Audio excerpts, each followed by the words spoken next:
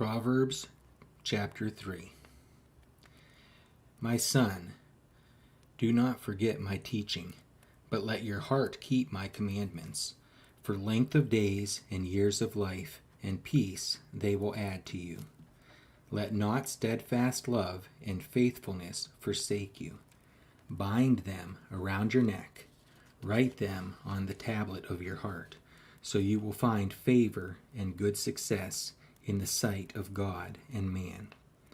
Trust in the Lord with all your heart, and do not lean on your own understanding.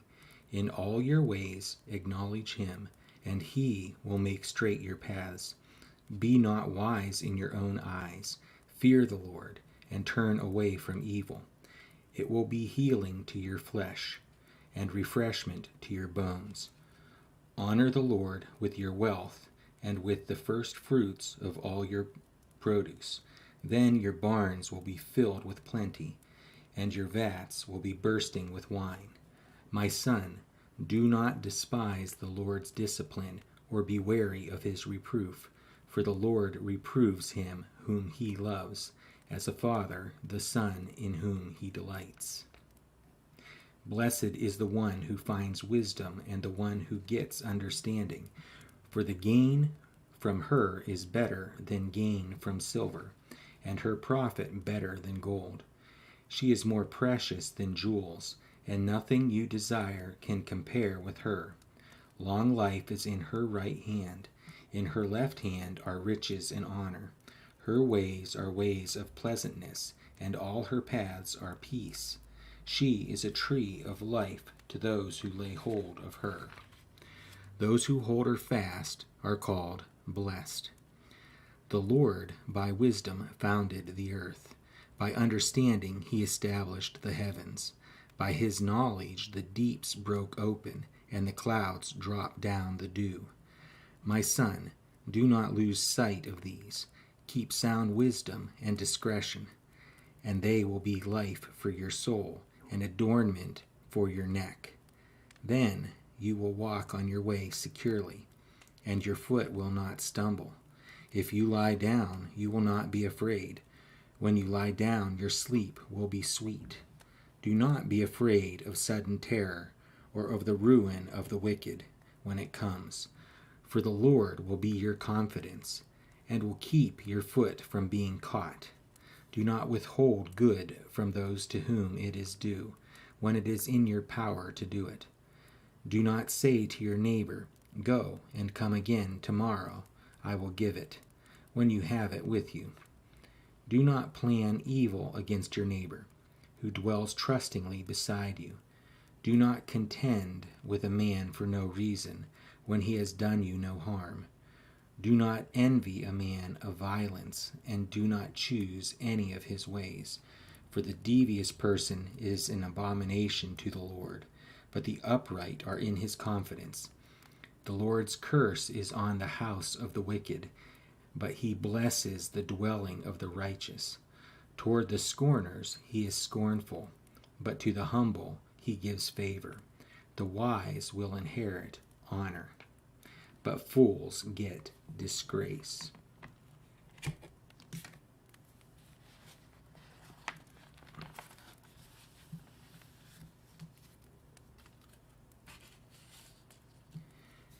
Psalm chapter 9. I will give thanks to the Lord with my whole heart. I will recount all of your wonderful deeds. I will be glad and exult in you. I will sing praise to your name, O Most High. When my enemies turn back, they stumble and perish before your presence. For you have maintained my just cause. You have sat on the throne, giving righteous judgment. You have rebuked the nations. You have made the wicked perish. You have blotted out their name forever and ever. The enemy came to an end in everlasting ruins. Their cities you rooted out. The very memory of them has perished. But the Lord sits enthroned forever. He has established his throne for justice, and he judges the world with righteousness. He judges the peoples with uprightness. The Lord is a stronghold for the oppressed, a stronghold in times of trouble. And those who know your name put their trust in you. For you, O Lord, have not forsaken those who seek you. Sing praises to the Lord, who sits enthroned in Zion. Tell among the peoples his deeds, for he who avenges blood is mindful of them. He does not forget the cry of the afflicted. Be gracious to me, O Lord. See my affliction from those who hate me. O you who lift me up from the gates of death, that I may recount all your praises, that in the gates of the daughter of Zion I may rejoice in your salvation. The nations have sunk in the pit that they made, in the net that they hid. Their own foot has been caught. The Lord has made himself known. He has executed judgment. The wicked are snared in their work of their own hands. The wicked shall return to Sheol, all the nations that forget God. For the needy shall not always be forgotten, and the hope of the poor shall not perish forever. Arise, O Lord, let not man prevail. Let the nations be judged before you. Put them in fear, O Lord. Let the nations know that they are but men. Selah. Psalm chapter 10. Why, O Lord, do you stand far away? Why do you hide yourself in times of trouble? In arrogance the wicked hotly pursue the poor. Let them be caught in the schemes that they have devised, for the wicked boasts of the desires of his soul, and the one greedy for gain curses and renounces the Lord. In the pride of his face the wicked does not seek him. All his thoughts are, there is no God. His ways prosper at all times. Your judgments are on high, out of his sight. As for all his foes, he puffs at them. He says in his heart, I shall not be moved. Throughout all generations I shall not meet adversity. His mouth is filled with cursing and deceit and oppression. Under his tongue are mischief and iniquity. He sits in ambush in the villages. In hiding places he murders the innocent. His eyes stealthily watch for the helpless. He lurks in ambush like a lion in his thicket. He lurks that he may seize the poor. He seizes the poor when he draws him into his net. The helpless are crushed, sink down, and fall by his might. He says in his heart, God has forgotten. He has hidden his face. He will never see it. Arise, O Lord, O God, lift up your hand. Forget not the afflicted. Why does the wicked renounce God and say in his heart, you will not call to account? But you do see, for you note mischief and vexation, that you may take it into your hands. To you the helpless commits himself. You have been the helper of the fatherless. Break the arm of the wicked and evildoer. Call his wickedness to account, till you find none. The Lord is king forever and ever. The nations perish from his land. O Lord, you hear the desire of the afflicted. You will strengthen their heart. You will incline your ear to do justice to the fatherless and the oppressed, so that man who is of the earth may strike terror no more. Psalm chapter 11. In the Lord I take refuge. How can you say to my soul, flee like a bird to your mountain? For behold, the wicked bend the bow. They have fitted their arrow to the string to shoot in the dark at the upright in heart. If the foundations are destroyed, what can the righteous do? The Lord is in his holy temple. The Lord's throne is in heaven. His eyes see, his eyelids test the children of man. The Lord tests the righteous, but his soul hates the wicked and the one who loves violence.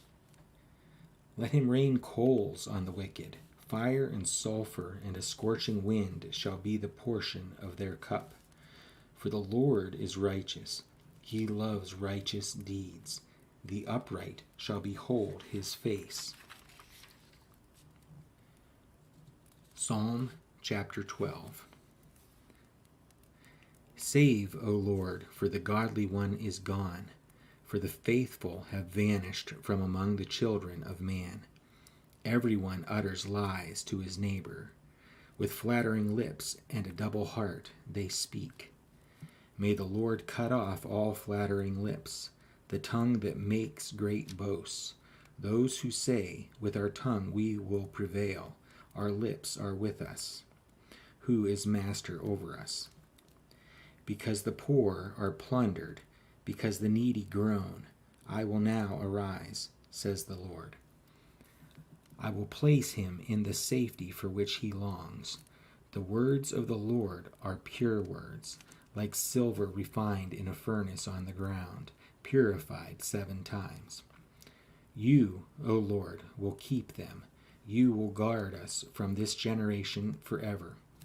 On every side the wicked prowl, as vileness is exalted among the children of man.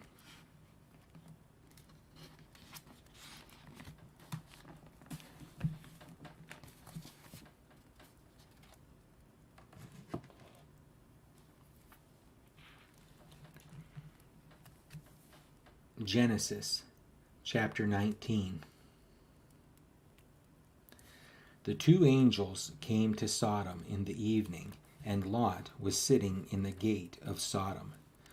When Lot saw them, he rose to meet them, and bowed himself with his face to the earth, and said, My lords, please turn aside to your servant's house, and spend the night, and wash your feet. Then you may rise up early and go on your way. They said, No, we will spend the night in the town square. But he pressed them strongly, so they turned aside to him and entered his house.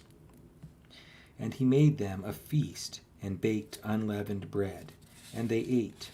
But before they lay down, the men of the city, the men of Sodom, both young and old, all the people to the last man, surrounded the house.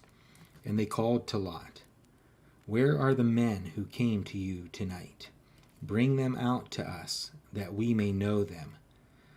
Lot went out to the men at the entrance, shut the door after him, and said, I beg you, my brothers, do not act so wickedly. Behold, I have 2 daughters who have not known any man. Let me bring them out to you, and do to them as you please. Only do nothing to these men, for they have come under the shelter of my roof. But they said, Stand back. And they said, This fellow came to sojourn, and he has become the judge. Now we will deal worse with you than with them. Then they pressed hard against the man, Lot, and drew near to break the door down. But the men reached out their hands and brought Lot into the house with them and shut the door. And they struck with blindness the men who were at the entrance of the house, both small and great, so that they wore themselves out groping for the door. Then the men said to Lot, Have you anyone else here? Sons-in-law, sons, daughters, or anyone you have in the city? Bring them out of the place, for we are about to destroy this place, because the outcry against its people has become great before the Lord, and the Lord has sent us to destroy it. So Lot went out and said to his sons-in-law, who were to marry his daughters, Up, get out of this place, for the Lord is about to destroy the city. But he seemed to his sons-in-law to be jesting. As morning dawned, the angels urged Lot, saying, Up, take your wife and your 2 daughters who are here, lest you be swept away in the punishment of the city.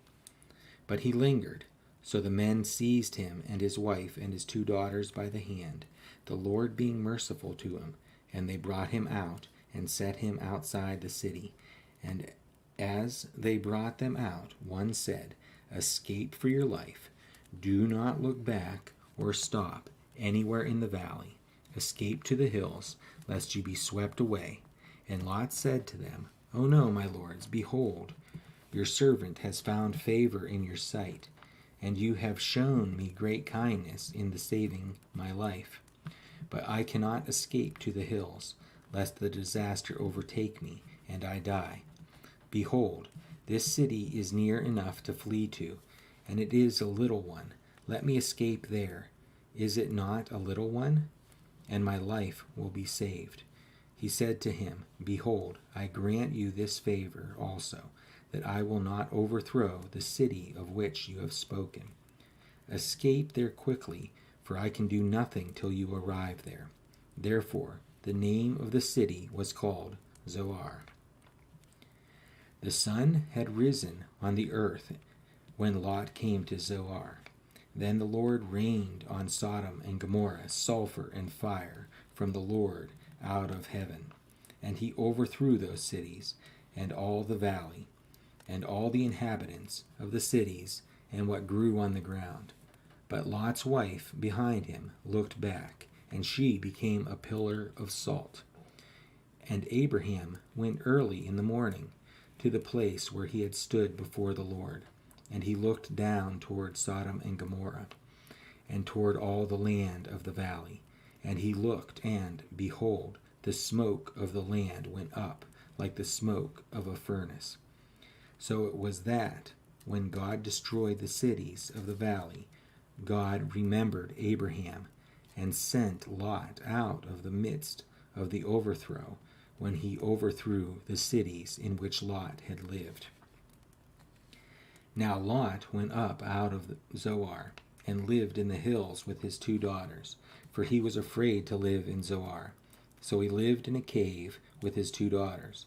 And the firstborn said to the younger, "Our father is old, and there is not a man on earth to come in to us after the manner of all the earth.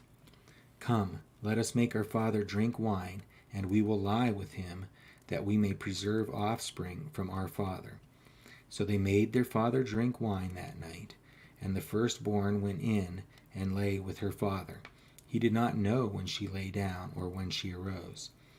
The next day the firstborn said to the younger, "Behold, I lay last night with my father. Let us make him drink wine tonight also. Then you go in and lie with him, that we may preserve offspring from our father." So they made their father drink wine that night also. And the younger arose and lay with him, and he did not know when she lay down or when she arose. Thus both the daughters of Lot became pregnant by their father. The firstborn bore a son, and called his name Moab. He is the father of the Moabites to this day. The younger also bore a son, and called his name Ben-Ammi. He is the father of the Ammonites to this day.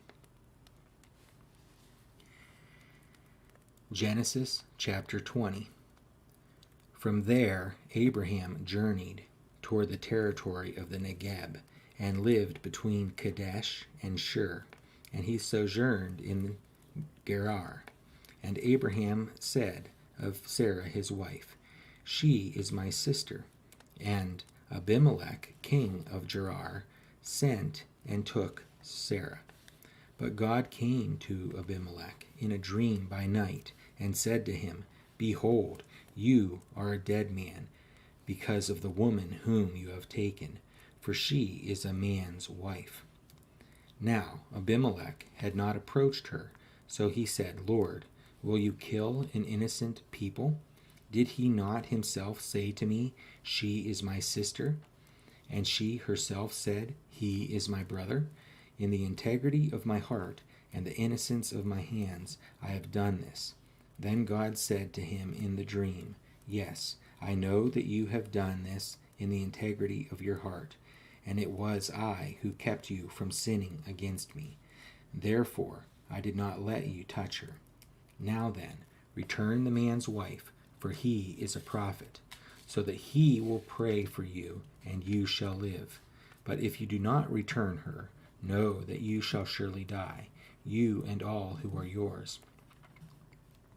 So Abimelech rose early in the morning, and called all his servants, and told them all these things. And the men were very much afraid. Then Abimelech called Abraham, and said to him, "What have you done to us? And how have I sinned against you, that you have brought on me and my kingdom a great sin? You have done to me things that ought not to be done." And Abimelech said to Abraham, "What did you see that you did this thing?" Abraham said, "I did it because I thought, there is no fear of God at all in this place, and they will kill me because of my wife. Besides, she is indeed my sister, the daughter of my father, though not the daughter of my mother. And she became my wife.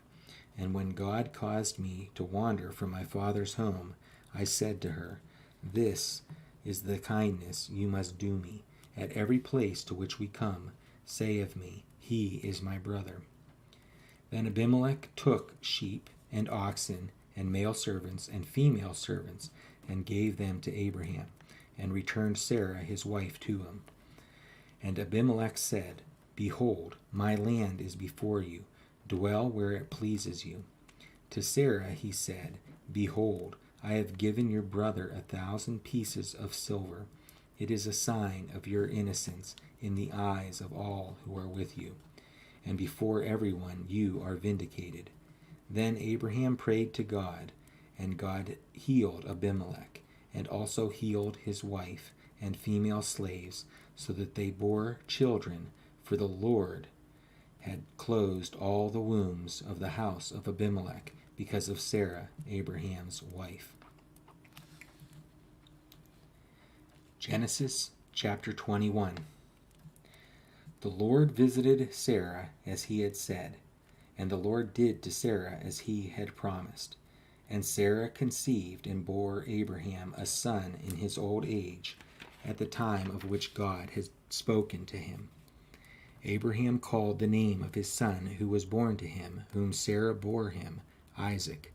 And Abraham circumcised his son Isaac when he was 8 days old, as God had commanded him. Abraham was 100 years old when his son Isaac was born to him. And Sarah said, "God has made laughter for me. Everyone who hears will laugh over me." And she said, "Who would have said to Abraham that Sarah would nurse children? Yet I have borne him a son in his old age." And the child grew and was weaned. And Abraham made a great feast on the day that Isaac was weaned. But Sarah saw the son of Hagar the Egyptian, whom she had borne to Abraham, laughing. So she said to Abraham, "Cast out this slave woman with her son, for the son of this slave woman shall not be heir with my son Isaac." And the thing was very displeasing to Abraham on account of his son. But God said to Abraham, "Be not displeased because of the boy and because of your slave woman. Whatever Sarah says to you, do as she tells you, for through Isaac shall your offspring be named. And I will make a nation of the son of the slave woman also, because he is your offspring." So Abraham rose early in the morning, and took bread and a skin of water, and gave it to Hagar, putting it on her shoulder, along with the child, and sent her away. And she departed and wandered in the wilderness of Beersheba. When the water in the skin was gone, she put the child under one of the bushes. Then she went and sat down opposite him a good way off, about the distance of a bowshot. For she said, "Let me not look on the death of the child." And as she sat opposite him, she lifted up her voice and wept.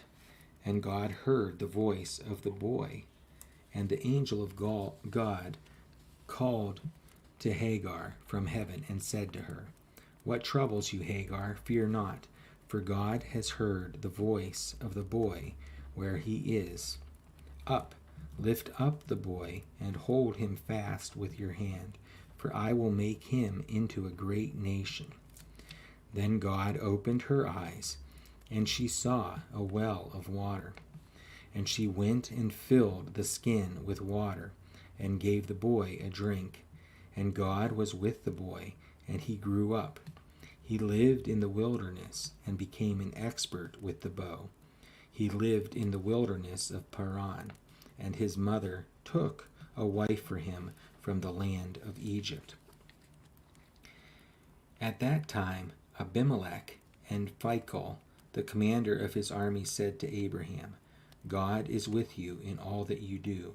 Now therefore swear to me here by God that you will not deal falsely with me, or with my descendants, or with my posterity. But as I have dealt kindly with you, so you will deal with me, and with the land where you have sojourned."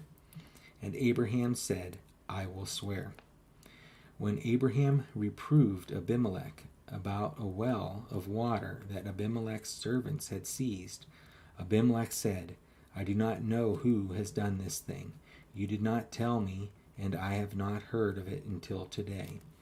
So Abraham took sheep and oxen and gave them to Abimelech, and the two men made a covenant.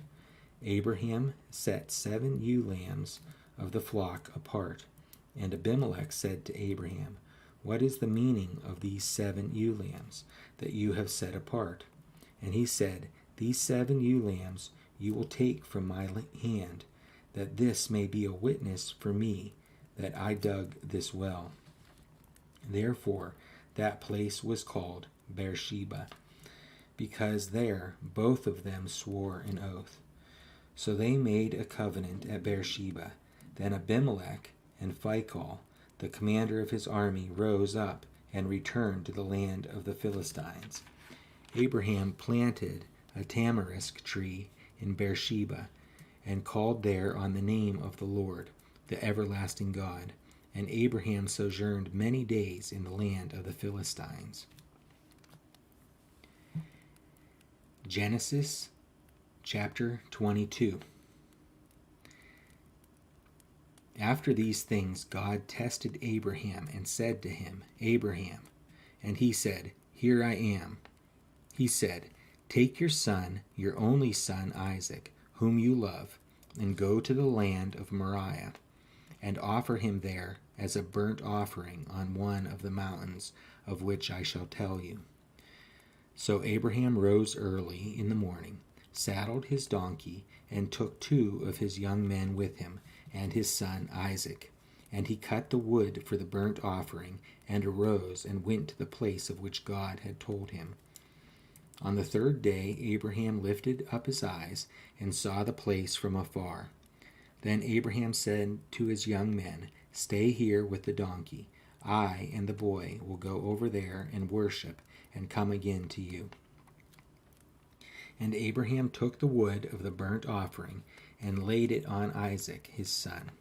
And he took in his hand the fire and the knife, so that they went both of them together. And Isaac said to his father Abraham, "My father." And he said, "Here I am, my son."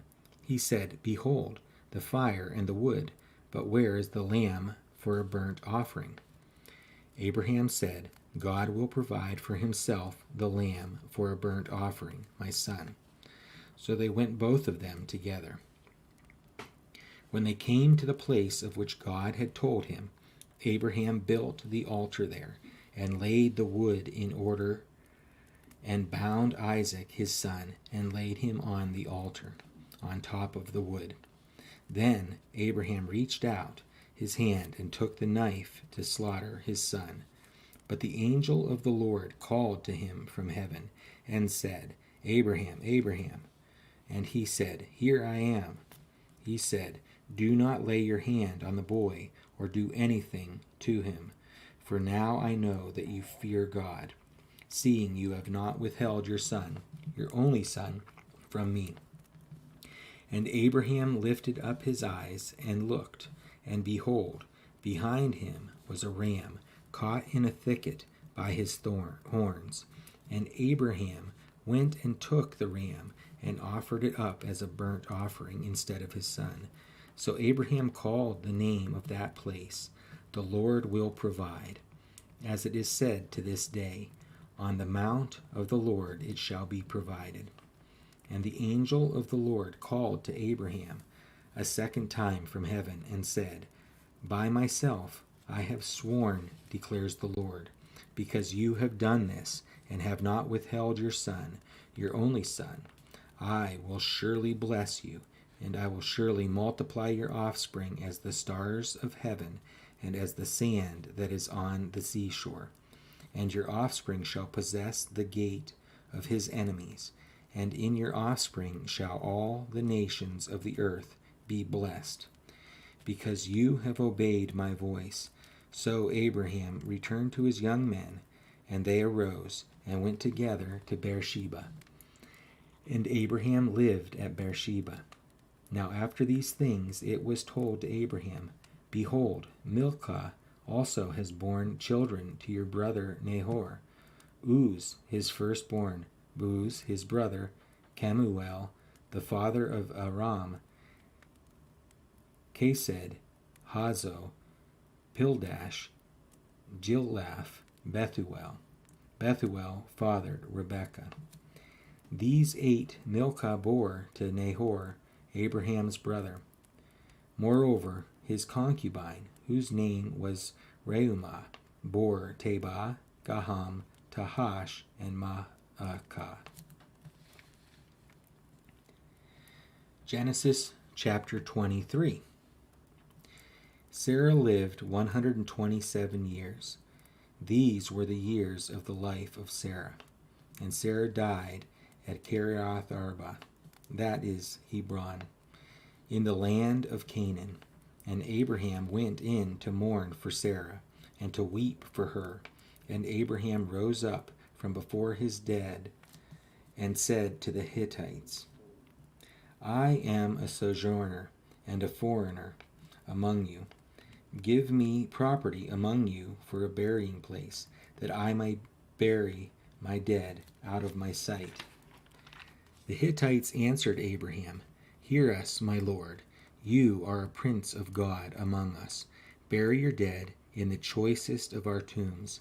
None of us will withhold from you his tomb, to hinder you from burying your dead." Abraham rose and bowed to the Hittites, the people of the land. And he said to them, "If you are willing that I should bury my dead out of my sight, hear me and entreat for me Ephron the son of Zohar, that he may give me the cave of Machpelah, which he owns. It is at the end of his field. For the full price let him give it to me in your presence as property for a burying place." Now Ephron was sitting among the Hittites, and Ephron the Hittite answered Abraham in the hearing of the Hittites, of all who went in at the gate of his city, "No, my lord, hear me. I give you the field, and I give you the cave that is in it. In the sight of the sons of my people I give it to you. Bury your dead." Then Abraham bowed down before the people of the land, and he said to Ephron, in the hearing of the people of the land, "But if you will hear me, I give the price of the field. Accept it from me, that I may bury my dead there." Ephron answered Abraham, "My lord, listen to me. A piece of land worth 400 shekels of silver. What is that between you and me? Bury your dead." Abraham listened to Ephron, and Abraham weighed out for Ephron the silver that he had named in the hearing of the Hittites, 400 shekels of silver, according to the weights current among the merchants. So the field of Ephron in Machpelah, which was to the east of Mamre, the field with the cave that was in it, and all the trees that were in the field throughout its whole area, was made over to Abraham as a possession in the presence of the Hittites, before all who went in at the gate of his city. After this, Abraham buried Sarah his wife in the cave of the field of Machpelah east of Mamre, that is, Hebron, in the land of Canaan. The field and the cave that is in it were made over to Abraham as a property for a burying place by the Hittites.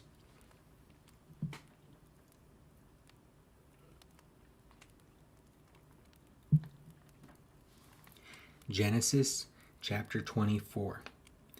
Now Abraham was old, well advanced in years, and the Lord had blessed Abraham in all things.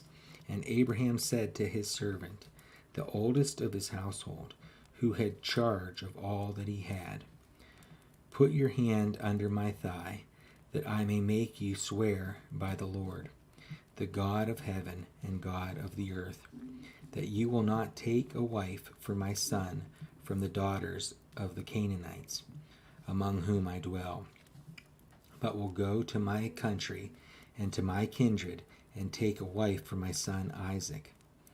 The servant said to him, perhaps the woman may not be willing to follow me to this land. Must I then take your son back to the land from which you came? Abraham said to him, see to it that you do not take my son back there. The Lord, the God of heaven, who took me from my father's house and from the land of my kindred, and who spoke to me and swore to me, to your offspring I will give this land. He will send his angel before you, and you shall take a wife for my son from there. But if the woman is not willing to follow you, then you will be free from this oath of mine. Only you must not take my son back there. So the servant put his hand under the thigh of Abraham his master, and swore to him concerning this matter. Then the servant took 10 of his master's camels and departed, taking all sorts of choice gifts from his master. And he arose and went to Mesopotamia, to the city of Nahor. And he made the camels kneel down outside the city by the well of water at the time of evening, the time when women go out to draw water. And he said, O Lord, God of my master Abraham, please grant me success today, and show steadfast love to my master Abraham. Behold, I am standing by the spring of water, and the daughters of the men of the city are coming out to draw water. Let the young woman to whom I shall say, please let down your jar that I may drink, and who shall say, drink, and I will water your camels, let her be the one whom you have appointed for your servant Isaac. By this I shall know that you have shown steadfast love to my master. Before he had finished speaking, behold, Rebekah, who was born to Bethuel, the son of Milcah, the wife of Nahor, Abraham's brother, came out with her water jar on her shoulder. The young woman was very attractive in appearance, a maiden whom no man had known. She went down to the spring and filled her jar and came up. Then the servant ran to meet her and said, please give me a little water to drink from your jar. She said, drink, my lord. And she quickly let down her jar upon her hand and gave him a drink. When she had finished giving him a drink, she said, I will draw water for your camels also, until they have finished drinking. So she quickly emptied her jar into the trough and ran again to the well to draw water. And she drew for all his camels. The man gazed at her in silence to learn whether the Lord had prospered his journey or not. When the camels had finished drinking, the man took a gold ring weighing a half shekel, and 2 bracelets for her arms weighing 10 gold shekels, and said, please tell me whose daughter you are. Is there room in your father's house for us to spend the night? She said to him, I am the daughter of Bethuel, the son of Milcah, whom she had bore to Nahor. She added, we have plenty of both straw and fodder, and room to spend the night. The man bowed his head and worshipped the Lord, and said, blessed be the Lord, the God of my master Abraham, who has not forsaken his steadfast love and his faithfulness toward my master. As for me, the Lord has led me in the way to the house of my master's kinsman." Then the young woman ran and told her mother's household about these things. Rebekah had a brother whose name was Laban. Laban ran out toward the man to the spring. As soon as he saw the ring and the bracelets on his sister's arms and heard the words of Rebekah, his sister, "Thus the man spoke to me," and he went to the man, and behold, he was standing by the camels at the spring. He said, "Come in, O blessed of the Lord. Why do you stand outside? For I have prepared the house and a place for the camels." So the man came to the house and unharnessed the camels, and gave straw and fodder to the camels, and there was water to wash his feet and the feet of the men who were with him. Then food was set before him to eat. But he said, "I will not eat until I have said what I have to say." He said, "Speak on." So he said, "I am Abraham's servant. The Lord has greatly blessed my master, and he has become great. He has given him flocks and herds, silver and gold, male servants and female servants, camels and donkeys. And Sarah, my master's wife, bore a son to my master when she was old, and to him he has given all that he has. My master made me swear, saying, 'You shall not take a wife for my son from the daughters of the Canaanites, in whose land I dwell, but you shall go to my father's house and to my clan, and take a wife for my son.' I said to my master, 'Perhaps the woman will not follow me.' But he said to me, 'The Lord, before whom I have walked, will send his angel with you, and prosper your way. You shall take a wife for my son from my clan and from my father's house. Then you will be free from my oath when you come to my clan. And if they will not give her to you, you will be free from my oath.' I came today to the spring and said, 'O Lord, the God of my master Abraham, if now you are prospering the way that I go, behold, I am standing by the spring of water. Let the virgin who comes out to draw water, to whom I shall say, Please give me a little water from your jar to drink, and who will say to me, Drink, and I will draw for your camels also, let her be the woman whom the Lord has appointed for my master's son.' Before I had finished speaking in my heart, behold, Rebekah came out with her water jar on her shoulder, and she went down to the spring and drew water. I said to her, Please let me drink. She quickly let down her jar from her shoulder and said, Drink, and I will give your camels drink also. So I drank, and she gave the camels drink also. Then I asked her, Whose daughter are you? She said, The daughter of Bethuel, Nahor's son, whom Milcah bore to him.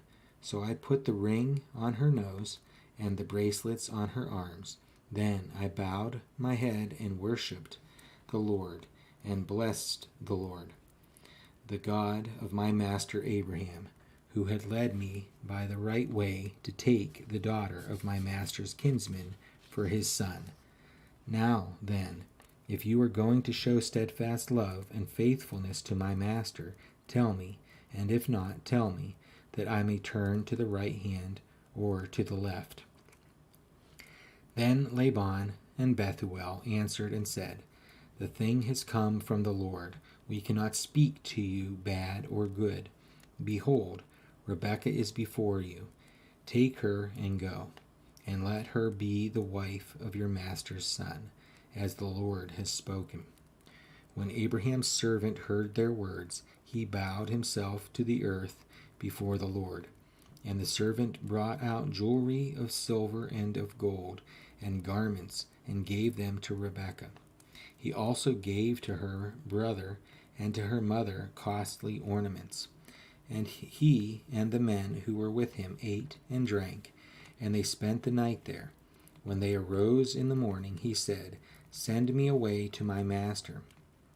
Her brother and her mother said, let the young woman remain with us a while, at least 10 days. After that she may go.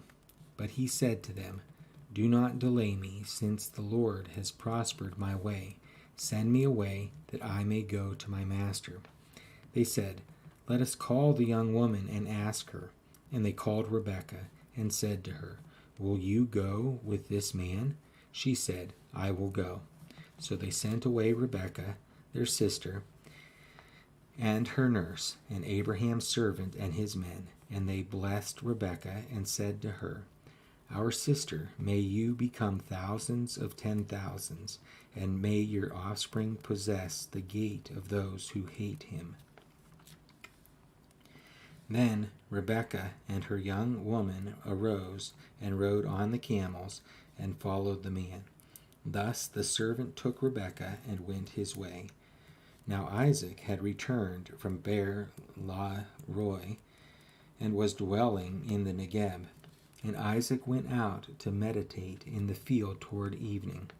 And he lifted up his eyes and saw, and behold, there were camels coming.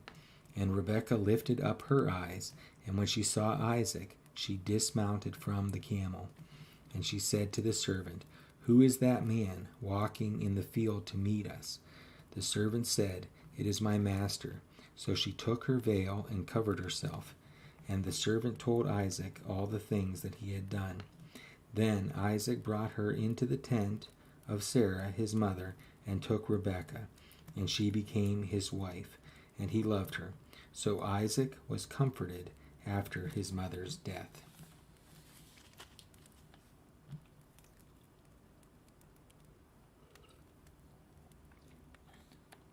Genesis chapter 25. Abraham took another wife, whose name was Keturah. She bore him Zimran, Yokshan, Medan, Midian, Ishbak, and Shua. Yokshan fathered Sheba and Dedan. The sons of Dedan were Asherim, Letushim, Leumim.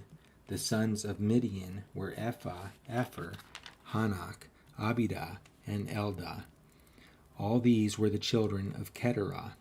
Abraham gave all he had to Isaac, but to the sons of his concubines Abraham gave gifts, and while he was still living he sent them away from his son Isaac eastward toward the east country. These are the days of the years of Abraham's life, 175 years. Abraham breathed his last and died in a good old age, an old man and full of years, and was gathered to his people. Isaac and Ishmael, his sons, buried him in the cave of Machpelah, in the field of Ephron, the son of Zohar the Hittite, east of Mamre, the field that Abraham purchased from the Hittites. There Abraham was buried, with Sarah his wife. After the death of Abraham, God blessed Isaac his son, and Isaac settled at Beer Lahai. These are the generations of Ishmael, Abraham's son, whom Hagar, the Egyptian, Sarah's servant, bore to Abraham. These are the names of the sons of Ishmael, named in the order of their birth. Nebaioth, the firstborn of Ishmael, and Kedar, Adbeel, Mibsam, Mishma, Duma, Massa, Hadad, Tema, Yetur, Nephish, Kedemah. These are the sons of Ishmael, and these are their names by their villages and by their encampments, 12 princes according to their tribes. These are the years of the life of Ishmael, 137 years. He breathed his last and died, and was gathered to his people. They settled from Havilah to Shur, which is opposite Egypt in the direction of Assyria. He settled over against all his kinsmen. These are the generations of Isaac, Abraham's son. Abraham fathered Isaac, and Isaac was 40 years old when he took Rebekah, the daughter of Bethuel, the Aramean of Paddan Aram, the sister of Laban, the Aramean, to be his wife. And Isaac prayed to the Lord for his wife, because she was barren. And the Lord granted his prayer, and Rebekah his wife conceived. The children struggled together within her, and she said, "If it is thus, why is this happening to me?" So she went to inquire of the Lord. And the Lord said to her, "Two nations are in your womb, and the two peoples from within you shall be divided. The one shall be stronger than the other. The older shall serve the younger." When her days to give birth were completed, behold, there were twins in her womb. The first came out red, all his body like a hairy cloak. So they called his name Esau. Afterward, his brother came out, with his hand holding Esau's heel. So his name was called Jacob. Isaac was 60 years old when she bore them. When the boys grew up, Esau was a skillful hunter, a man of the field, while Jacob was a quiet man, dwelling in tents. Isaac loved Esau because he ate of his game, but Rebekah loved Jacob. Once when Jacob was cooking stew, Esau came in from the field, and he was exhausted. And Esau said to Jacob, "Let me eat some of that red stew, for I am exhausted." Therefore his name was called Edom. Jacob said, "Sell me your birthright now." Esau said, "I am about to die. Of what use is a birthright to me?" Jacob said, "Swear to me now." So he swore to him and sold his birthright to Jacob. Then Jacob gave Esau bread and lentil stew, and he ate and drank and rose and went his way. Thus Esau despised his birthright. Genesis chapter 26. Now there was a famine in the land, besides the former famine that was in the days of Abraham, and Isaac went out to Gerar, to Abimelech, king of the Philistines. And the Lord appeared to him and said, "Do not go down to Egypt. Dwell in the land of which I shall tell you. Sojourn in this land, and I will be with you, and will bless you. For to you and to your offspring I will give all these lands, and I will establish the oath that I swore to Abraham your father. I will multiply your offspring as the stars of heaven, and will give to your offspring all these lands, and in your offspring all the nations of the earth shall be blessed, because Abraham obeyed my voice and kept my charge, my commandments, my statutes, and my laws." So Isaac settled in Gerar. When the men of the place asked him about his wife, he said, "She is my sister," for he feared to say "my wife," thinking, lest the men of the place would kill me because of Rebekah, because she was attractive in appearance. When he had been there a long time, Abimelech, king of the Philistines, looked out of a window and saw Isaac laughing with Rebekah, his wife. So Abimelech called Isaac and said, "Behold, she is your wife. How then could you say she is my sister?" Isaac said to him, "Because I thought, lest I die because of her." Abimelech said, "What is this you have done to us? One of the people might easily have lain with your wife, and you would have brought guilt upon us."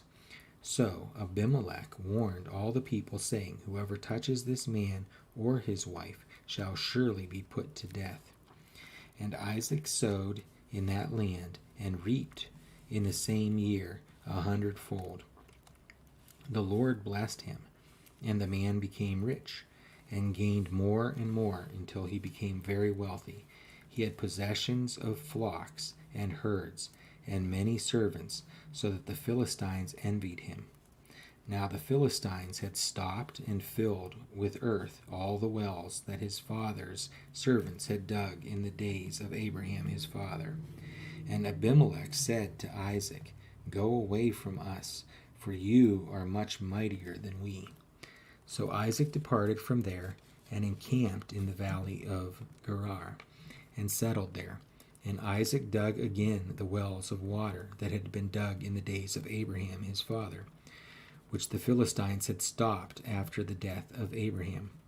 And he gave them the names that his father had given them. But when Isaac's servants dug in the valley and found there a well of spring water, the herdsmen of Gerar quarreled with Isaac's herdsmen, saying, "The water is ours." So he called the name of the well Esek, because they contended with him. Then they dug another well, and they quarreled over that also. So he called its name Sitnah. And he moved from there and dug another well, and they did not quarrel over it. So he called its name Rehoboth. For now the Lord has made room for us, and we shall be fruitful in the land. From there he went up to Beersheba, and the Lord appeared to him the same night and said, "I am the God of Abraham your father. Fear not, for I am with you, and will bless you, and multiply your offspring for my servant Abraham's sake."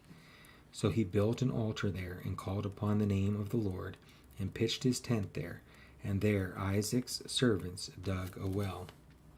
When Abimelech went to him from Gerar with Huhuzah, his adviser, and Phicol, the commander of his army, Isaac said to them, "Why have you come to me, seeing that you hate me, and have sent me away from you?" They said, "We see plainly that the Lord has been with you." So we said, "Let there be a sworn pact between us, between you and us, and let us make a covenant with you, that you will do us no harm, just as we have not touched you, and have done to you nothing but good, and have sent you away in peace. You are now the blessed of the Lord." So he made them a feast, and they ate and drank. In the morning they rose early and exchanged oaths, and Isaac sent them on their way, and they departed from him in peace. That same day Isaac's servants came and told him about the well that they had dug, and said to him, "We have found water." He called it Sheba. There, before the name of the city is Beersheba to this day. When Esau was 40 years old, he took Judith, the daughter of Berai the Hittite, to be his wife, and Basemath, the daughter of Elon the Hittite, and they made life bitter for Isaac and Rebekah. Genesis chapter 27. When Isaac was old and his eyes were dim, so that he could not see, he called Esau, his older son, and said to him, "My son." And he answered, "Here I am." He said, "Behold, I am old. I do not know of the day of my death. Now then, take your weapons, your quiver, your bow, and go out to the field and hunt game for me, and prepare for me delicious food, such as I love, and bring it to me, so that I may eat, that my soul may bless you before I die." Now Rebekah was listening when Isaac spoke to his son Esau. So when Esau went to the field to hunt for game and bring it, Rebekah said to her son Jacob, "I heard your father speak to your brother Esau. Bring me game and prepare for me delicious food, that I may eat it and bless you before the Lord before I die. Now therefore, my son, obey my voice as I command you.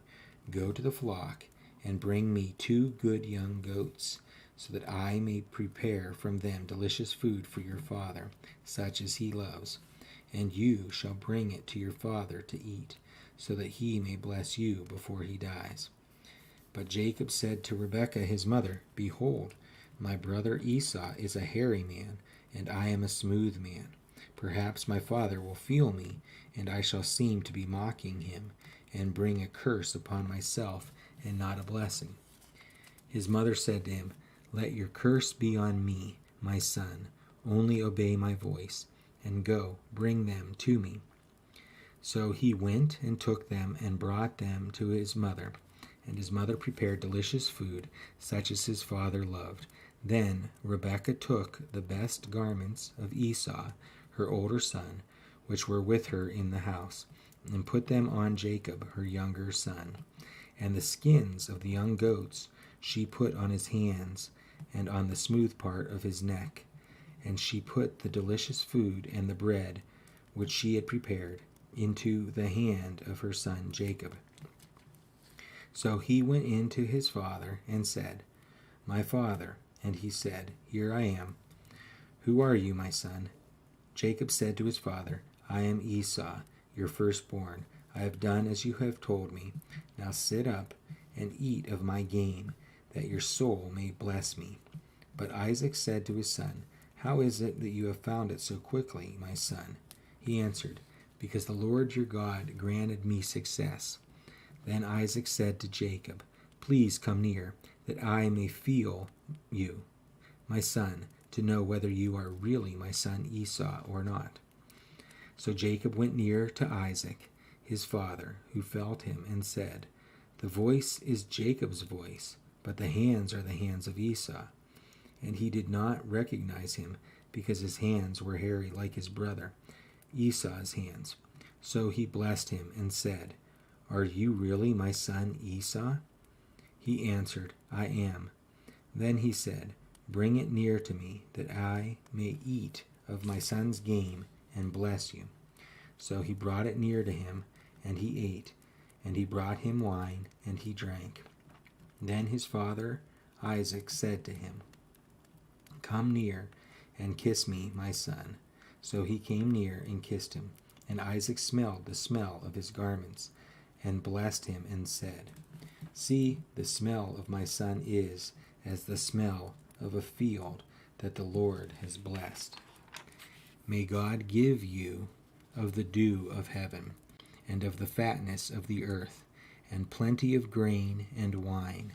Let people serve you, and nations bow down to you. Be Lord over your brothers, and may your mother's sons bow down to you. Cursed be everyone who curses you, and blessed be everyone who blesses you. As soon as Isaac had finished blessing Jacob, when Jacob had scarcely got out from the presence of Isaac his father, Esau his brother came in from his hunting. He also prepared delicious food and brought it to his father. And he said to his father, Let my father arise and eat of his son's game, that you may bless me. His father Isaac said to him, Who are you? He answered, I am your son, your firstborn Esau. Then Isaac trembled very violently and said, Who was it then that hunted game and brought it to me? And I ate it all before you came, and I have blessed him. Yes, and he shall be blessed. As soon as Esau heard the words of his father, he cried out with an exceedingly great and bitter cry, and said to his father, Bless me, even me also, O my father. But he said, Your brother came deceitfully, and he has taken away your blessing. Esau said, Is he not rightly named Jacob? For he has cheated me these 2 times. He took away my birthright, and behold, now he has taken away my blessing. Then he said, Have you not reserved a blessing for me? Isaac answered and said to Esau, Behold, I have made him lord over you, and all his brothers I have given to him for servants, and with grain and wine I have sustained him. What then can I do for you, my son? Esau said to his father, Have you but one blessing, my father? Bless me, even me also, O my father. And Esau lifted up his voice and wept. Then Isaac his father answered and said to him, Behold, away from the fatness of the earth shall your dwelling be, and away from the dew of the heaven on high. By the sword you shall live, and you shall serve your brother. But when you grow restless, you shall break his yoke from your neck. Now Esau hated Jacob because of the blessing with which his father had blessed him. And Esau said to himself, The days of mourning for my father are approaching. Then I will kill my brother Jacob." But the words of Esau, her older son, were told to Rebekah. So she sent and called Jacob, her younger son, and said to him, "Behold, your brother Esau comforts himself about you by planning to kill you. Now therefore, my son, obey my voice. Arise, flee to Laban my brother in Haran, and stay with him a while, until your brother's fury turns away, until your brother's anger turns away from you, and he forgets what you have done to him. Then I will send and bring you from there. Why should I be bereft of you both in one day?" Then Rebekah said to Isaac, "I loathe my life because of the Hittite woman. If Jacob marries one of the Hittite women like these, one of the women of the land, what good will my life be to me?"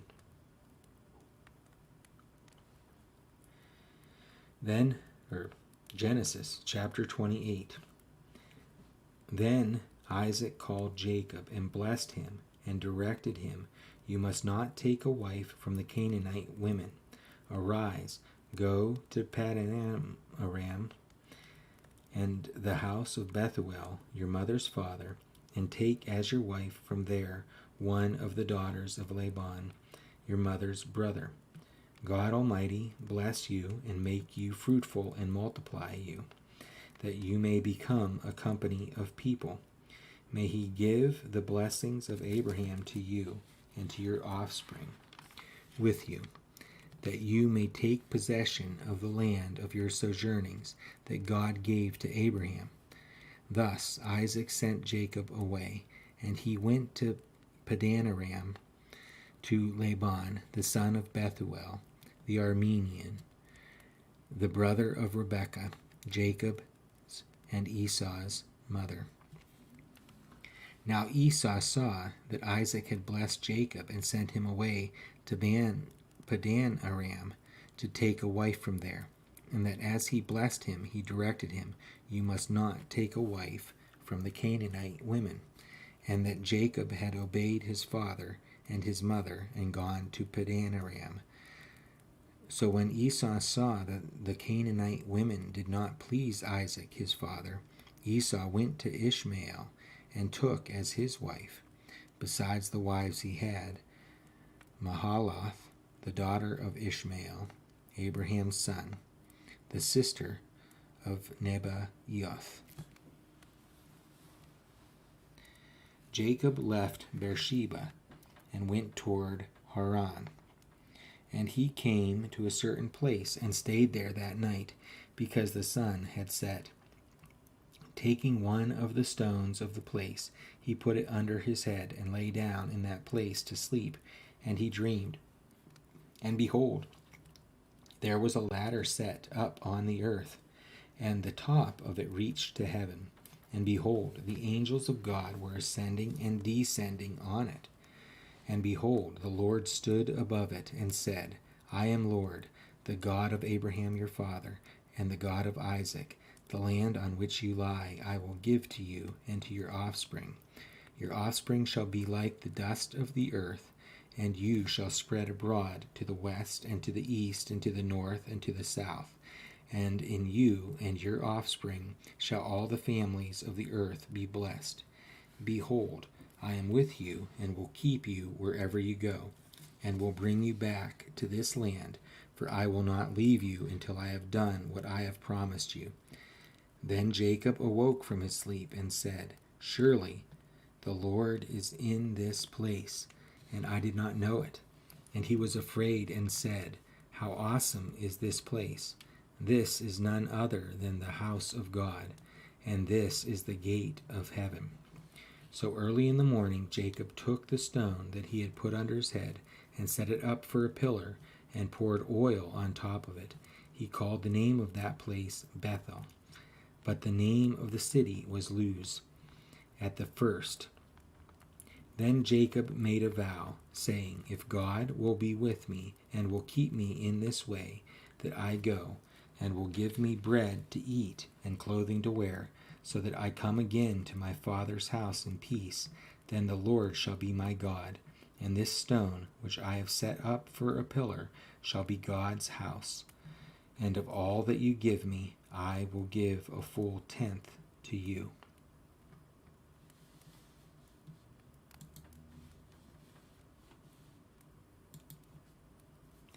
Genesis chapter 29.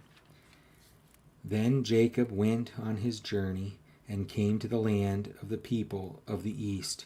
And he looked, he saw a well in the field, and behold, 3 flocks of sheep lying beside it, for out of that well the flocks were watered.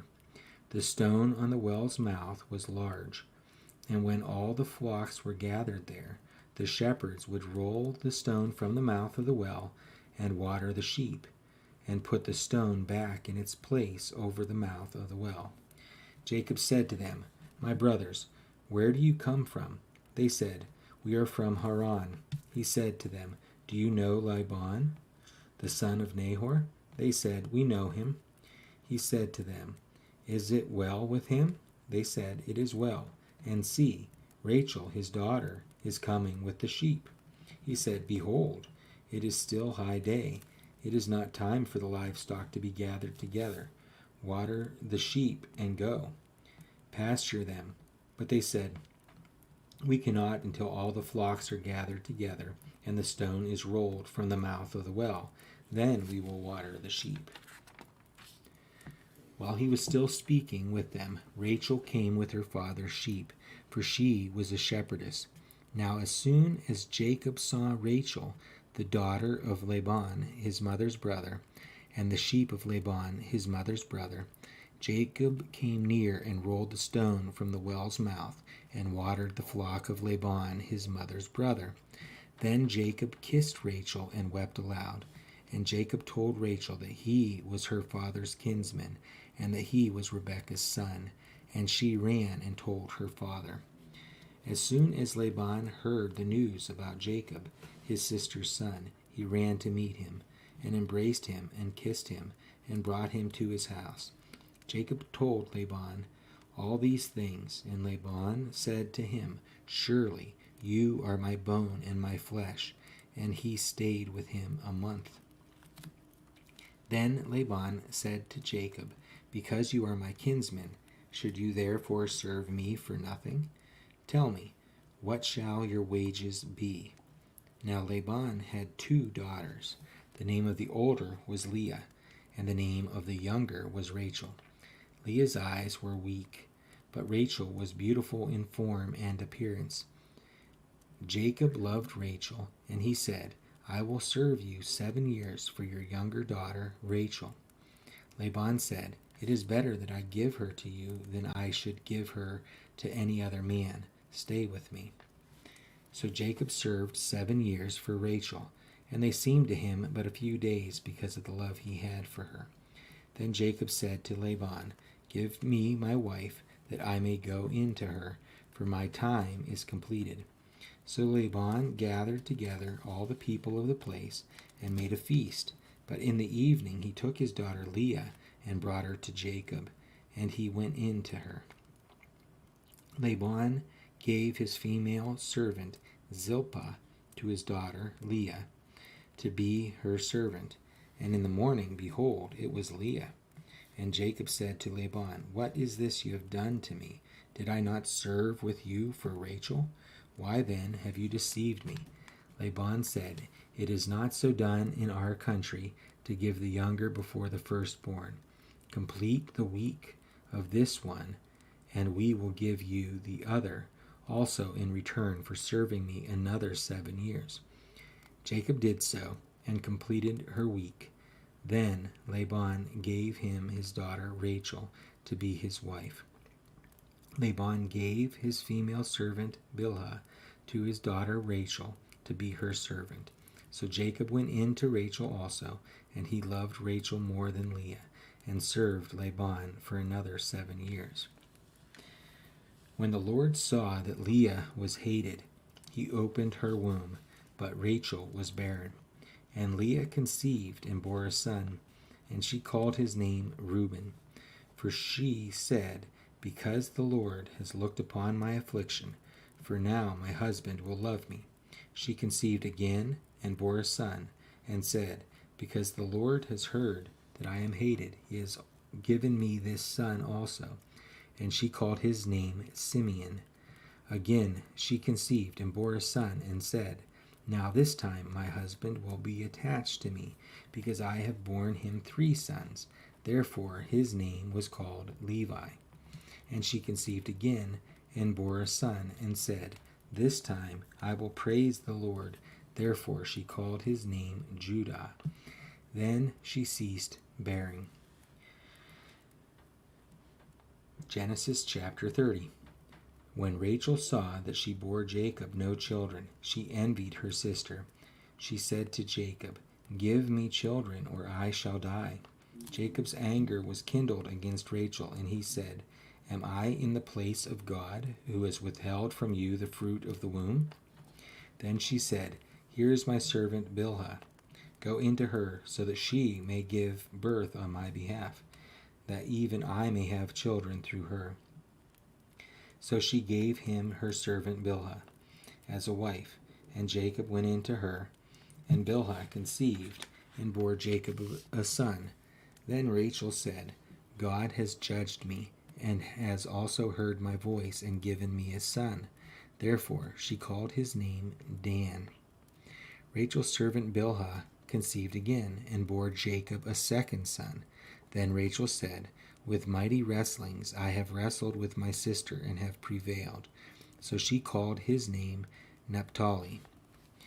When Leah saw that she had ceased bearing children, she took her servant Zilpah, and gave her to Jacob as a wife. Then Leah's servant Zilpah bore Jacob a son, and Leah said, Good fortune has come. So she called his name Gad. Leah's servant Zilpah bore Jacob a second son, and Leah said, Happy am I, for women have called me happy. So she called his name Asher. In the days of wheat harvest, Reuben went and found mandrakes in the field, and brought them to his mother Leah. Then Rachel said to Leah, Please give me some of your son's mandrakes. But she said to her, Is it a small matter that you have taken away my husband? Would you take away my son's mandrakes also? Rachel said, Then he may lie with you tonight in exchange for your son's mandrakes. When Jacob came from the field in the evening, Leah went out to meet him and said, You must come in to me, for I have hired you with my son's mandrakes. So he lay with her that night, and God listened to Leah, and she conceived and bore Jacob a 5th son. Leah said, God has given me my wages, because I gave my servant to my husband. So she called his name Issachar. And Leah conceived again, and she bore Jacob a 6th son.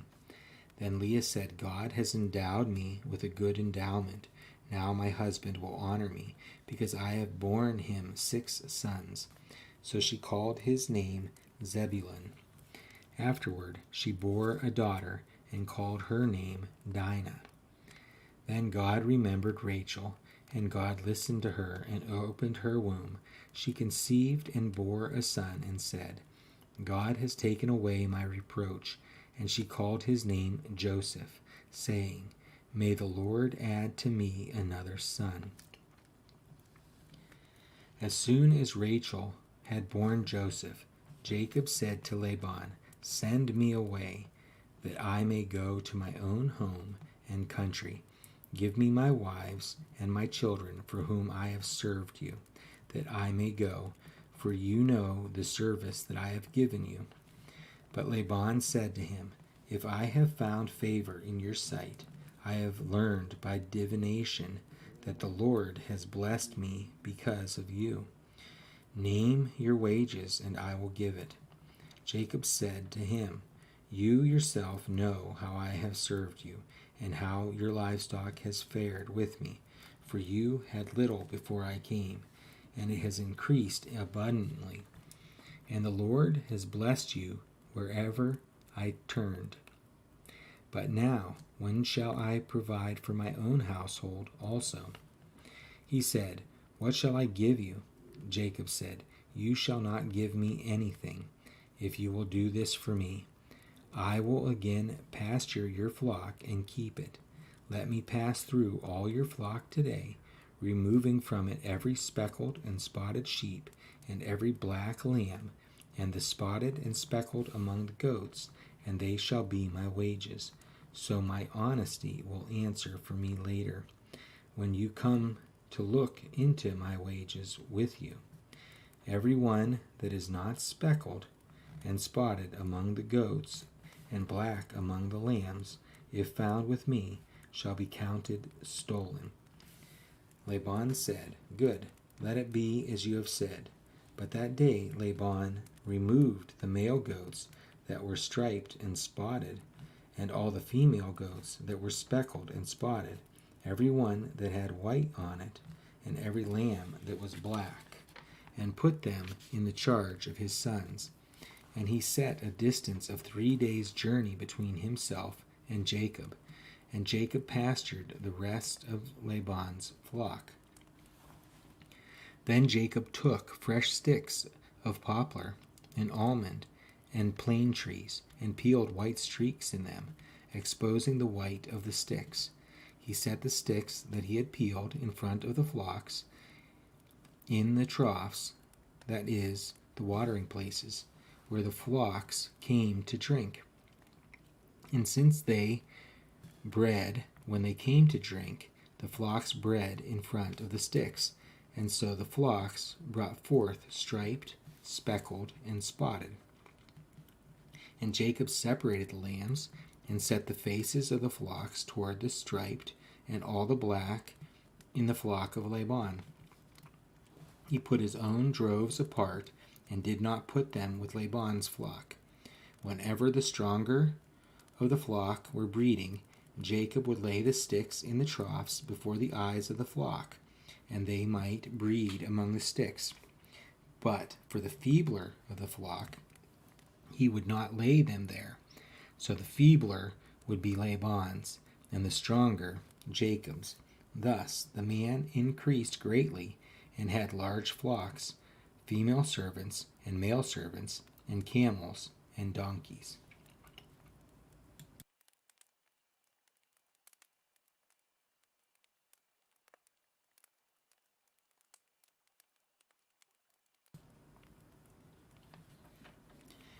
Genesis chapter 31.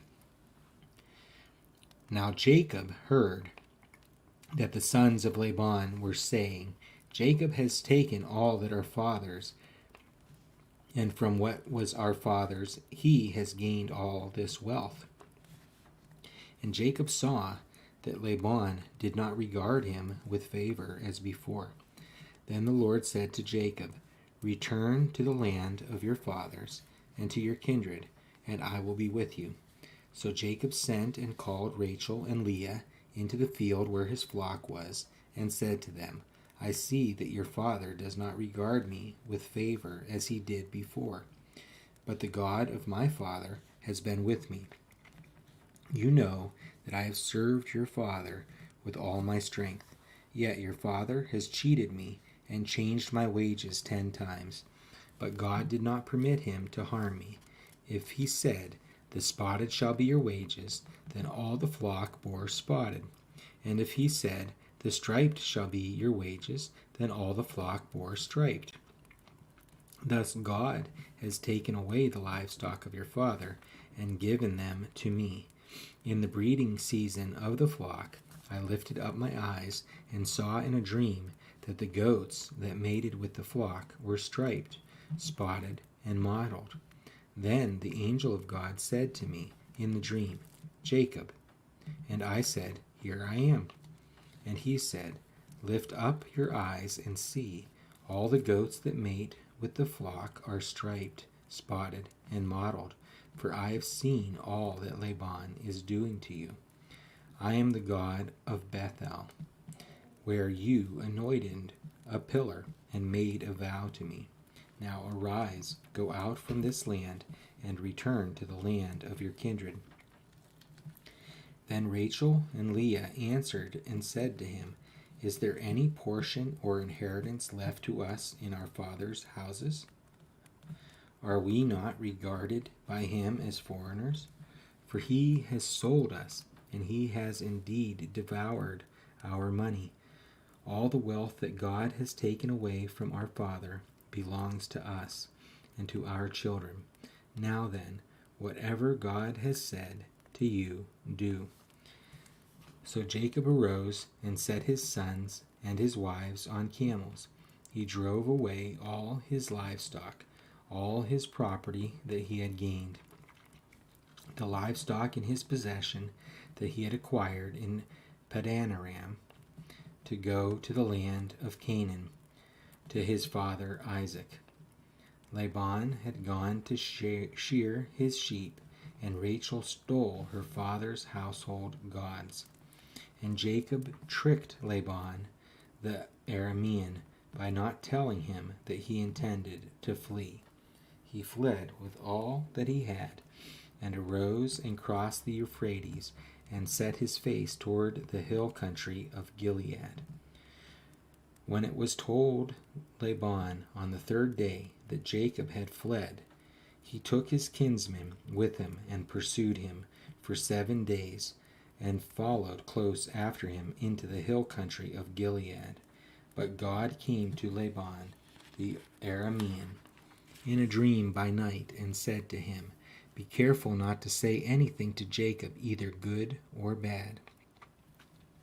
And Laban overtook Jacob. Now Jacob had pitched his tent in the hill country, and Laban with his kinsmen pitched tents in the hill country of Gilead. And Laban said to Jacob, "What have you done, that you have tricked me and driven away my daughters like captives of the sword? Why did you flee secretly and trick me, and did not tell me, so that I might have sent you away with myrrh and songs, with tambourine and lyre? And why did you not permit me to kiss my sons and my daughters farewell? Now you have done foolishly. It is in my power to do you harm. But the God of your fathers spoke to me last night, saying, 'Be careful not to say anything to Jacob, either good or bad.' And now you have gone away because you longed greatly for your father's house. But why did you steal my gods?" Jacob answered and said to Laban, "Because I was afraid, for I thought that you would take your daughters from me by force. Anyone with whom you find your gods shall not live. In the presence of our kinsmen, point out what I have that is yours, and take it." Now Jacob did not know that Rachel had stolen them. So Laban went into Jacob's tent, and into Leah's tent, and into the tent of the 2 female servants, but he did not find them. And he went out of Leah's tent and entered Rachel's. Now Rachel had taken the household gods and put them in the camel's saddle and sat on them. Laban felt all about the tent, but did not find them. And she said to her father, "Let not my lord be angry, that I cannot rise before you, for the way of women is upon me." So he searched, but did not find the household gods. Then Jacob became angry and berated Laban. Jacob said to Laban, "What is my offense? What is my sin, that you have hotly pursued me? For you have felt through all my goods. What have you found of all your household goods? Set it here before my kinsmen and your kinsmen, that they may decide between us 2. These 20 years I have been with you.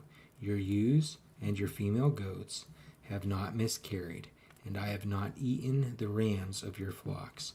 What was torn by wild beasts I did not bring to you. I bore the loss of it myself. From my hand you required it, whether stolen by day or stolen by night. There I was. By day the heat consumed me, and the cold by night, and my sleep fled from my eyes. These 20 years I have been in your house. I served you 14 years for your 2 daughters, and 6 years for your flock, and you have changed my wages 10 times. If the God of my father, the God of Abraham, and the fear of Isaac had not been on my side, surely now you would have sent me away empty-handed. God saw my affliction and the labor of my hands, and rebuked you last night. Then Laban answered and said to Jacob, The daughters are my daughters, the children are my children, the flocks are my flocks, and all that you see is mine. But what I can do this day for these my daughters, or for their children whom they have borne. Come now, let us make a covenant, you and I, and let it be a witness between you and me. So Jacob took a stone and set it up as a pillar. And Jacob said to his kinsmen, Gather stones. And they took stones and made a heap, and they ate there by the heap. Laban called it Yagar Sahadutha, but Jacob called it Galid. Laban said, This heap is a witness between you and me today. Therefore he named it Galid. And Mizpah, for he said, The Lord watch between you and me when we are out of one another's sight. If you oppress my daughters, or if you take wives besides my daughters, although no one is with us, see, God is witness between you and me. Then Laban said to Jacob, See this heap and the pillar which I have set between you and me? This heap is a witness, and the pillar is a witness, that I will not pass over this heap to you, and you will not pass over this heap and this pillar to me, to do harm. The God of Abraham and the God of Nahor, the God of their father, judge between us. So Jacob swore by the fear of his father Isaac, and Jacob offered a sacrifice in the hill country, and called his kinsmen to eat bread. They ate bread and spent the night in the hill country. Early in the morning Laban arose and kissed his grandchildren and his daughters, and blessed them. Then Laban departed and returned home.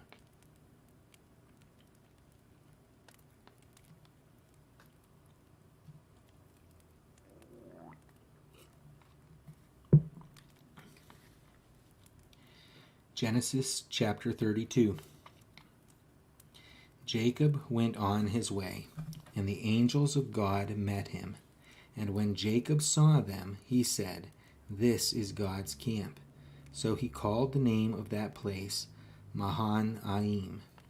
And Jacob sent messengers before him to Esau, his brother, in the land of Seir, the country of Edom, instructing them, Thus you shall say to my lord Esau, Thus says your servant Jacob, I have sojourned with Laban, and stayed until now. I have oxen, donkeys, flocks, male servants, and female servants. I have sent to tell my lord, in order that I may find favor in your sight. And the messengers returned to Jacob, saying, We came to your brother Esau, and he is coming to meet you, and there are 400 men with him. Then Jacob was greatly afraid and distressed. He divided the people who were with him, and the flocks and herds and camels, into 2 camps, thinking, If Esau comes to the one camp and attacks it, then the camp that is left will escape.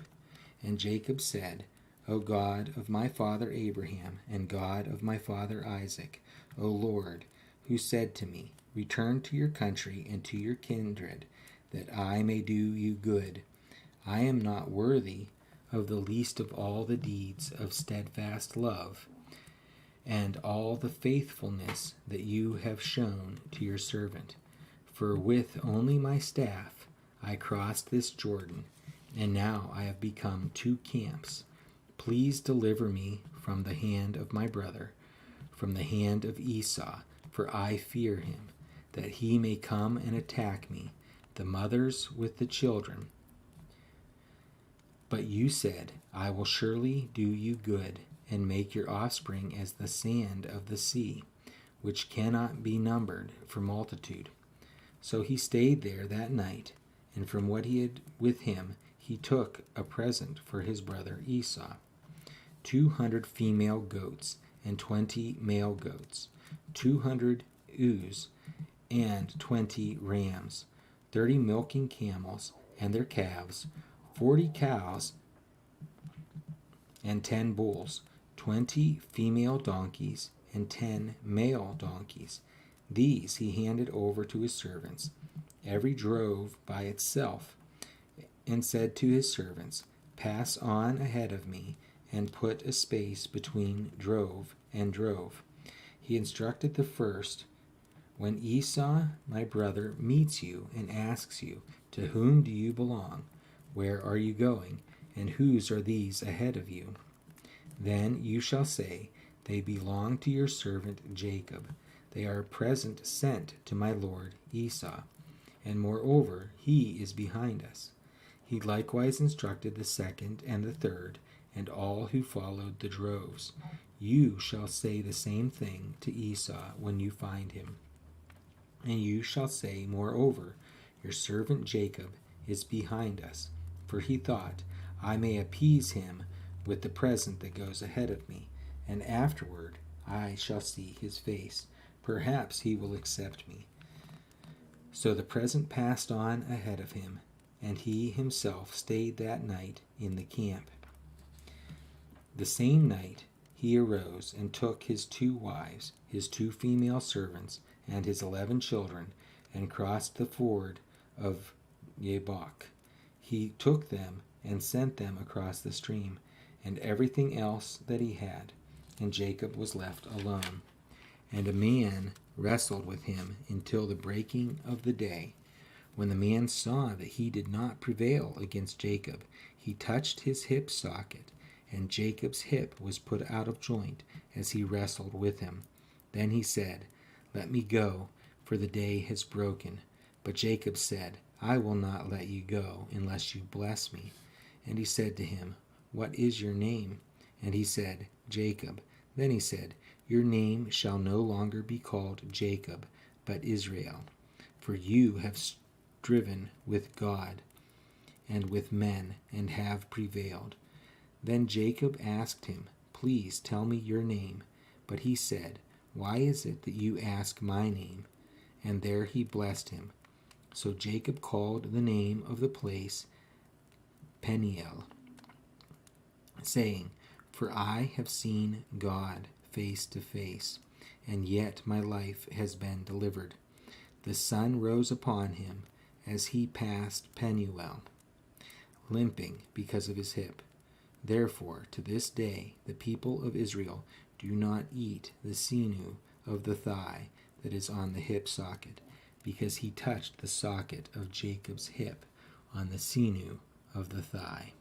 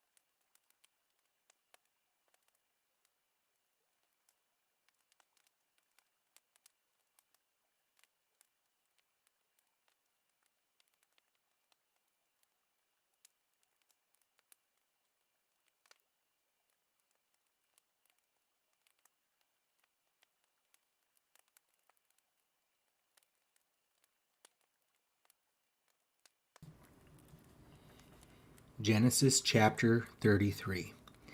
And Jacob lifted up his eyes and looked, and behold, Esau was coming, and 400 men with him. So he divided the children among Leah and Rachel and the 2 female servants, and he put the servants with their children in front, then Leah with her children, and Rachel and Joseph last of all. He himself went on before them, bowing himself to the ground 7 times, until he came near his brother. But Esau ran to meet him and embraced him, and fell on his neck and kissed him, and they wept. And when Esau lifted up his eyes and saw the women and children, he said, "Who are these with you?" Jacob said, "The children whom God has graciously given your servant." Then the servants drew near, they and their children, and bowed down. Leah likewise and her children drew near and bowed down. And last Joseph and Rachel drew near, and they bowed down. Esau said, "What do you mean by all this company that I met?" Jacob answered, "To find favor in the sight of my Lord." But Esau said, "I have enough, my brother. Keep what you have for yourself." Jacob said, "No, please. If I have found favor in your sight, then accept my present from my hand. For I have seen your face, which is like seeing the face of God. And you have accepted me. Please accept my blessing that is brought to you, because God has dealt graciously with me, and because I have enough." Thus he urged him, and he took it. Then Esau said, "Let us journey on our way, and I will go ahead of you." But Jacob said to him, "My Lord knows that the children are frail, and that the nursing flocks and herds are a care to me. If they are driven hard for one day, all the flocks will die. Let my Lord pass on ahead of his servant, and I will lead on slowly, at the pace of the livestock that are ahead of me, and at the pace of the children, until I come to my Lord and Seir." So Esau said, "Let me leave you some of the people who are with me." But he said, "What needs is there? Let me find favor in the sight of my Lord." So Esau returned that day on his way to Seir. But Jacob journeyed to Succoth, and built himself a house, and made booths for his livestock. Therefore the name of the place is called Succoth. And Jacob came safely to the city of Shechem, which is in the land of Canaan, on his way Padan Aram. And he camped before the city. And from the sons of Hamor, Shechem's father, he bought for 100 pieces of money the pieces of land on which he had pitched his tent. There he erected an altar, and called it El Elohe Israel. Genesis chapter 34. Now Dinah, the daughter of Leah, whom she had borne to Jacob, went out to see the women of the land. And when Shechem, the son of Hamor, the Hivite, the prince of the land, saw her, he seized her, and lay with her, and humiliated her. And his soul was drawn to Dinah, the daughter of Jacob. He loved the young woman, and spoke tenderly to her. So Shechem spoke to his father Hamor, saying, "Get me this girl for my wife." Now Jacob heard that he had defiled his daughter Dinah, but his sons were with his livestock in the field. So Jacob held his peace until they came. And Hamor, the father of Shechem, went out to Jacob to speak with him. The sons of Jacob had come in from the field as soon as they heard of it, and the men were indignant and very angry, because he had done an outrageous thing by lying with Jacob's daughter. For such a thing must not be done. But Hamor spoke with them, saying, "The soul of my son Shechem longs for your daughter. Please give her to him to be his wife. Make marriages with us. Give your daughters to us, and take our daughters for yourselves. You shall dwell with us, and the land shall be open to you. Dwell and trade in it, and get property in it. Shechem also said to her father and to her brothers, Let me find favor in your eyes, and whatever you say to me I will give. Ask me for as great a bride price and gift as you will, and I will give whatever you say to me. Only give me the young woman to be my wife. The sons of Jacob answered Shechem and his father Hamor deceitfully, because he had defiled their sister Dinah. They said to them, We cannot do this thing to give our sister to one who is uncircumcised, for that would be a disgrace to us. Only on this condition will we agree with you, that you will become as we are, by every male among you being circumcised. Then we will give our daughters to you, and we will take your daughters to ourselves, and we will dwell with you and become one people. But if you will not listen to us and be circumcised, then we will take our daughter, and we will be gone. Their words pleased Hamor and Hamor's son Shechem. And the young man did not delay to do the thing, because he delighted in Jacob's daughter. Now he was the most honored of all his father's house. So Hamor and his son Shechem came to the gate of their city, and spoke to the men of their city, saying, These men are at peace with us. Let them dwell in the land, and trade in it. For behold, the land is large enough for them. Let us take their daughters as wives, and let us give them our daughters. Only on this condition will the men agree to dwell with us, to become one people, when every male among us is circumcised, as they are circumcised. Will not their livestock, their property, and all their beasts be ours? Only let us agree with them, and they will dwell with us. And all who went out of the gate of his city listened to Hamor and his son Shechem, and every male was circumcised, all who went out of the gate of his city. On the third day, when they were sore, 2 of the sons of Jacob, Simeon and Levi, Dinah's brothers, took their swords and came against the city while it felt secure, and killed all the males. They killed Hamor and his son Shechem with the sword, and took Dinah out of Shechem's house and went away. The sons of Jacob came upon the slain and plundered the city, because they had defiled their sister. They took their flocks and their herds, their donkeys, and whatever was in the city and in the field, all their wealth, all their little ones and their wives, all that was in the houses they captured and plundered. Then Jacob said to Simeon and Levi, You have brought trouble on me by making me stink to the inhabitants of the land, the Canaanites and the Perizzites.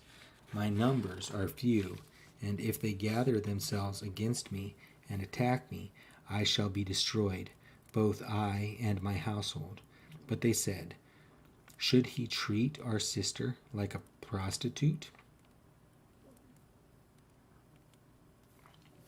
Genesis chapter 35. God said to Jacob, Arise, go up to Bethel and dwell there. Make an altar there to the God who appeared to you when you fled from your brother Esau.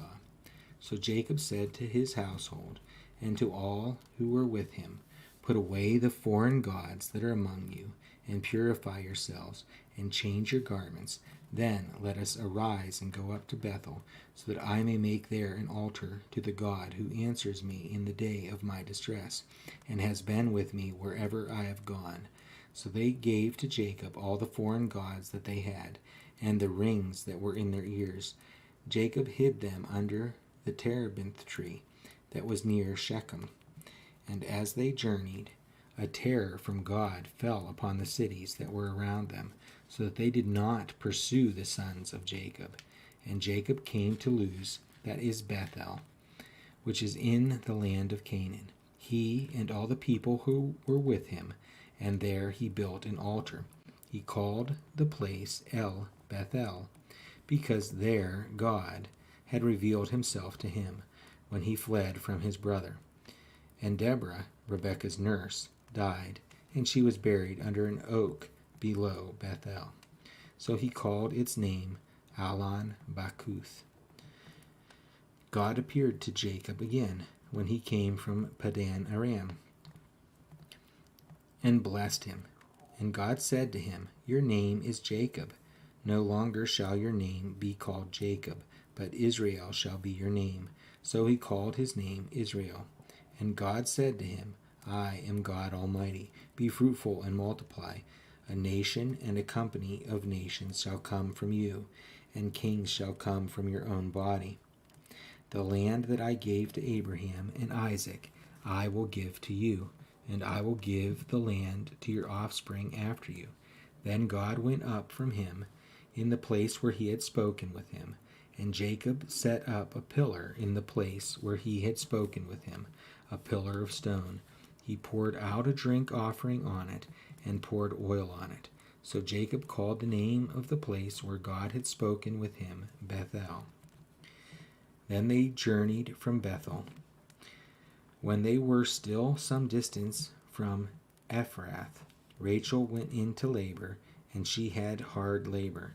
And when her labor was at its hardest, the midwife said to her, Do not fear, for you have another son. And as her soul was departing, for she was dying, she called his name Benoni. But his father called him Benjamin. So Rachel died, and she was buried on the way to Ephrath, that is Bethlehem. And Jacob set up a pillar over her tomb. It is the pillar of Rachel's tomb, which is there to this day. Israel journeyed on and pitched his tent beyond the tower of Eder. While Israel lived in that land, Reuben went and lay with Bilhah, his father's concubine, and Israel heard of it. Now the sons of Jacob were 12, the sons of Leah, Reuben, Jacob's firstborn, Simeon, Levi, Judah, Issachar, and Zebulun, the sons of Rachel, Joseph, and Benjamin, the sons of Bilhah, Rachel's servant, Dan and Naphtali, the sons of Zilpah, Leah's servant, Gad and Asher. These are the sons of Jacob who were born to him in Padan Aram. And Jacob came to his father Isaac at Mamre, or Kiriath Arba, that is Hebron, where Abraham and Isaac had sojourned. Now the days of Isaac were 180 years, and Isaac breathed his last, and he died, and was gathered to his people, old and full of days, and his sons Esau and Jacob buried him.